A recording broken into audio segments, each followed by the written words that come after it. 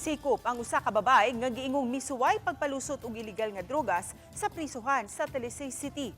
Nabalhog sa bilangguan ang maong babay, human siya nagdala og sinina sa iyang kapuyo nga piniriso atol sa iyang pagduaw sa Talisay City Custodial Facility sa Barangay Lawaan 2 Miyerkules sa hapon.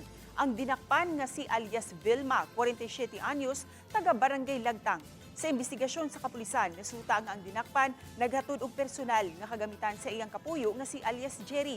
Lakip sa itunol unta ni ini sa iyang kapuyo ang shorts. Diin gitaguan ang gagming mga pakete sa gidudahang shabu. Ang jailer sa custodial facility mihimo sa pag-inspeksyon sa kagamitan ug nasakpan ang giingong shabu nga gipasok sa cord line sa shorts. Ang dinakpan nakuhaan og upat ka mga gagmayng pakete sa gidudahang shabu nga mitimbang og 0.20 grams ug adunay gibanabanang balor nga 1,360 pesos. Pulos na karon nga napriso ang magkapuyo ug gikatakdang pasakaan og kaso.